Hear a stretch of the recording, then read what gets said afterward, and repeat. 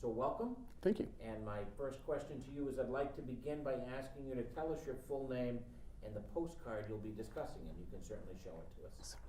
My name is Jonathan Drury. I'm the 24th pastor of the First Congregational Church in Falmouth.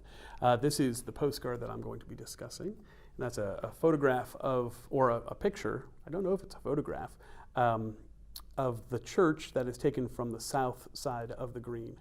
And there's a number of other postcards of this church. Here's another example. It's a very prominent structure on the green, probably the most prominent structure on the green. And so I thought I'd talk a little bit about the history of the buildings that have supported the Congregational Church over the years. The First Congregational Church in Falmouth was established in 1708, and it was established at the same time that the town of Falmouth was established. So the congregation was an offshoot of the West Parish in Barnstable, which claims to be the oldest congregation on Cape Cod. They were established in 1614. So this is, for American history, this predates our nation by easily 150 years. So it's pretty remarkable.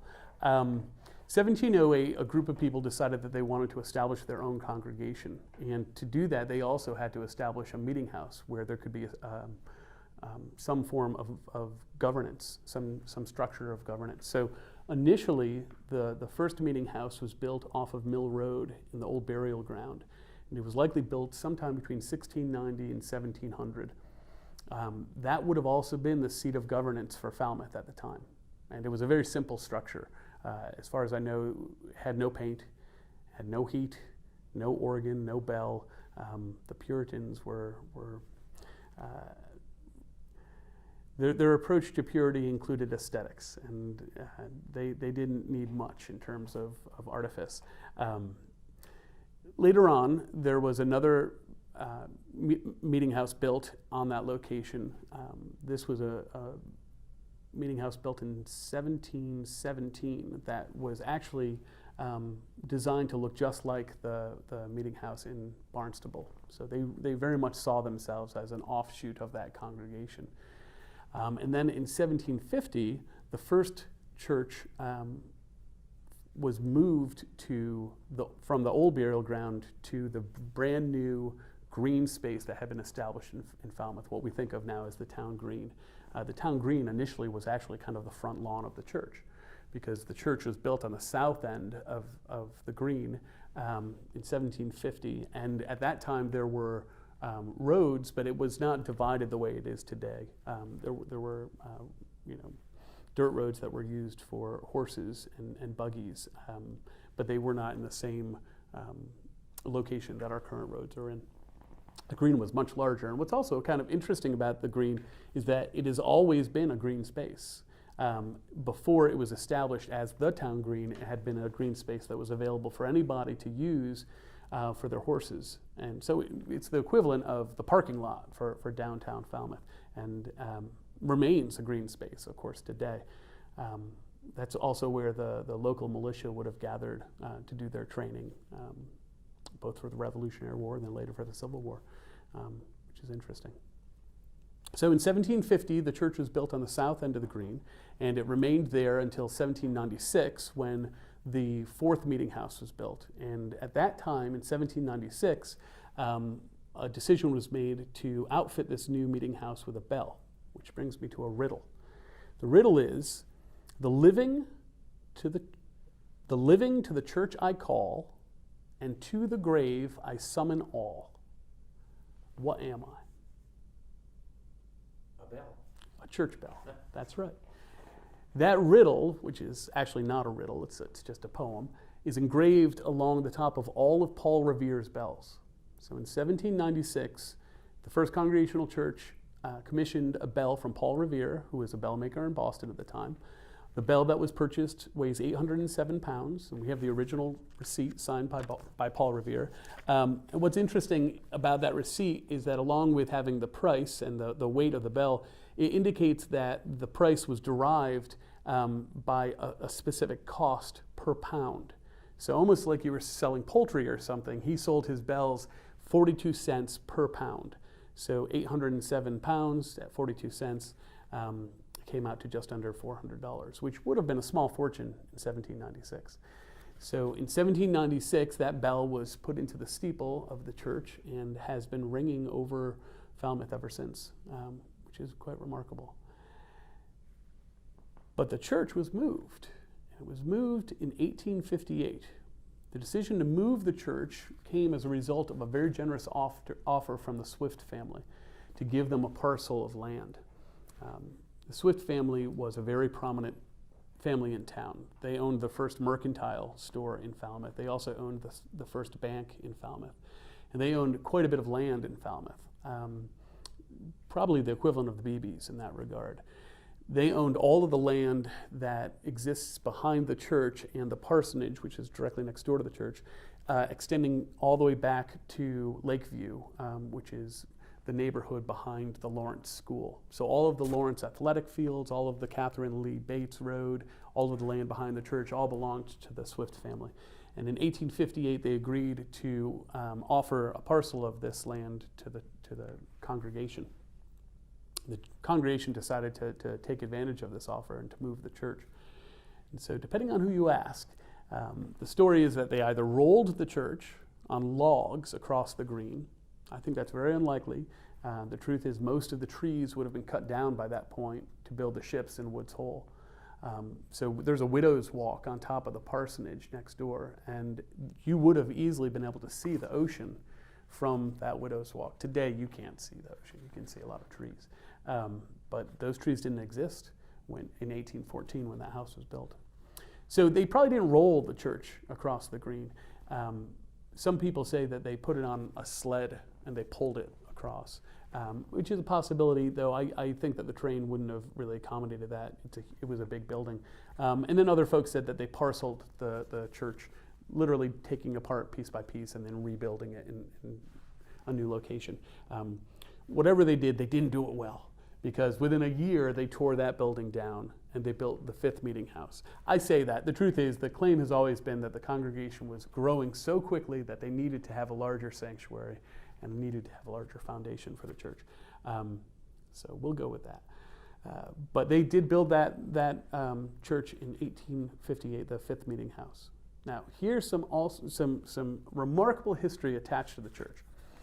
Two things. One, we discovered not long ago that the steps in front of the church were covered with bluestone, and we had to add a new railing to the front of the steps. And when the masons were doing the work on the steps, we heard them kind of yell out. They were very excited. I was hoping they had found a box of gold doubloons underneath the stone steps. That wasn't what they found. What they found might be, an equivalent treasure, though. They discovered that underneath the bluestone was original pink granite, some of the Falmouth granite.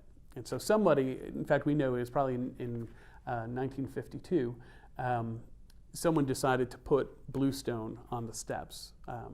We had lost track of that. And so it was a great find to be able to restore those front steps back to their original condition. So in 1858, these were what the steps would have originally looked like. In the process of thinking about those steps and looking at the steps, we also had some of the masons bring to our attention the fact that the whole foundation of this church is made from that pink granite. And there is virtually a few hundred tons worth of this pink granite at this church. So it may be that the true value of the church is really the church's foundation. We'll see. But I just think it's a remarkable piece of kind of lost history that was recently discovered. One of the most interesting aspects of that move that took place in 1858 is that is the year that William Bates came as the pastor of the church. So William Bates, who is the father of Catherine Lee Bates, was one of the ministers of the First Congregational Church. He served that church for 1 year, 1858. He was sick from the moment he arrived to the moment he passed away. In fact, the last service he presided over was Catherine's baptism. She was 3 months old at the time. So I've always wondered, was this seen as a great challenge for the congregation, this decision to move the church during this time when the pastor was not available to offer leadership, or was this seen as kind of an opportunity to make that move because they weren't able to meet for worship? this was a chance for them to make a transition to a new space as a result. I don't know the answer to that, but I've always been curious to know how that impacted the move itself, not having William Bates as the pastor or actively engaged as the pastor at the time. So there have been a number of other additions to our church building over the years. In 1952, an educational wing was added, and then in 1992, as a result of a very generous gift from the Faxon family, we were able to build a Christian education center, the Faxon Education Center. And so the church has continued to expand and grow. We really do think of ourselves as a community church. We take to heart this attachment to the town of Falmouth, and we see ourselves as a place where people should gather and meet, to be in conversation, to have potluck suppers, to worship. We've got really great parking, which is essential if you're going to have people gather. We're in a wonderful location, and so we really try to open up the church as much as possible. We're actively looking for ways to support our community with our space. And it is a beautiful space. I'm always surprised. Recently, in the last 4 or 5 years, we've been opening up the church on the lighting of the green in December. And it's amazing how many people come for the lighting of the green. Opening up the church has allowed people just to come in and warm up. We usually have a little bit of a hymn sing. The bathrooms are available. I'm always shocked to hear from folks who have lived in Falmouth their whole lives that this is the first time that they've been in the First Congregational Church. I say that not as a pastor of a church. I say it as someone who's just genuinely curious about history and the connection of that church to the history of Falmouth. I think that church should be on a short list of locations where every single student in our school system should come and hear about the history of that church. I'd love to take them up to the bell to see the bell, but you got to be a little bit of a billy goat, and I would hate to lose any children along the way. But it is remarkable history, and we're really proud of it, and we really would like to be able to share it generously with folks. So the building itself is one of the iconic images of Falmouth for sure. Yes. And you've just described the rich history. One of the interesting things that has emerged during the interviews that we're conducting, we've chatted with Rabbi Lieberman, with Reverend Mebben, yes, is the shared history of the congregations and the faith communities. For instance, the Jewish congregation can trace its history, the building at least, to that same first meeting house that you mentioned. Is that right? Because the East End Meeting House, which is today the headquarters of the Jewish congregation, was built and created because the meeting house down in Mill Road could not accommodate a growing community. Is that right? So what's fascinating is that the history is a shared history. It sure is. And today, that interconnectivity, Yes. Reverend Mebben used the same phrase that you just used as a community church. Yes. And so today, those faith communities continue to have Yes, we do. a shared history and a shared mission. Absolutely.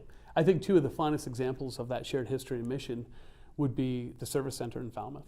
So the Service Center, which has a huge impact on this community and is really the front line in terms of responding to need. There are other organizations that provide outstanding support to folks in need, but I think that we all consider the Service Center to be at the center of that support system. That organization was established originally by the clergy in Falmouth because they recognized that they could not do as much of the follow-up and the background work that they needed to do to be able to provide the best care available. And so 25 years ago, they got together and said, this is worthwhile and we should make it happen. And now that has a huge impact on this community. Another example is the Upper Cape Chaplaincy, which supports the chaplain's position at the hospital. That was also a result of the collective will of the clergy in town. And we still have an active group of people who meet together on a monthly basis to talk about our community and how we, as the communities of faith, should be supporting one another and supporting the good work that's being done by so many organizations in this town. I feel this absolutely today. You know, we are living in a time where there's so much divisiveness and division, regardless of how you feel about your relationship with eternity or the divine or not. We are in relationship with one another, and our churches and our congregations have always been at the center of the community, and they should continue to be. Our congregation should be open and available as a place where people can feel, you know, not the divisiveness, but the potential that exists in harmony when we work together to do good things. And I think we're going to have plenty of opportunities to talk about doing good work with one another in the next few years. Indeed, for sure. So what does it mean to you to be part now of the rich history of the Congregational Church in Falmouth, and the congregation itself has evolved along as the history of the building unfolded, and Yes. today continues to be a vibrant part of the fabric of the community? It does. You know, I'm very honored to be in the role that I have been given, and I'm really grateful to work with really good people. You know, my colleagues, both within the church that I serve, but also, you know, my fellow clergy folks and the other folks who are serving organizations in town that we support. I really appreciate the good work that they do, but also the members of our congregation are really outstanding people. They're all very effective people, and they're all very much engaged in this world. I will say our churches are trending much older, and Cape Cod in general is trending much older, and so I spend a lot of time with my constituency thinking about the end of life and some of the concerns that exist around that. It's all good. It's all good. And so I'm grateful to have that opportunity. There's a certain amount of responsibility that comes with that, and I am aware of it, and I take it to heart. And so there are times where I think, you know, we really have a lot of work to do in Falmouth. There's a lot of need in this community, and it's not always apparent. Right? We work hard to make Falmouth a beautiful place. And certainly we're aware that we have folks who visit us every summer who come because this is a beautiful place. And so we work hard to keep a certain beauty here. It's not a facade, it's real, but below that beauty, below the surface of it, there is another community that exists, and there are a lot of people who struggle. There's a terrible affliction that exists in this community. Addiction is awful in Falmouth. There are a lot of folks who are living right at the point of not being able to get by. And so I'm aware of that. We're the downtown church, one of the downtown churches. And I learned a long time ago, if you're going to point at God with your big steeple, you better expect that people are going to see that, and they're going to come looking for God, or, you know, the equivalent of that. So I take that to heart too. We try to do right by people if we can. It's a long answer to your question. Well, what a wonderful one, thank you. Is there anything that we didn't cover that you'd like to share today? There is so much. There's so much rich history. If you had an hour, I would fill it. So I can't think of anything specifically right now that I didn't cover that I wanted to, but if there's ever anything that you're curious to know more about, I would love to come and talk more about the history of our community. Wonderful. Thank you so much. You're very welcome.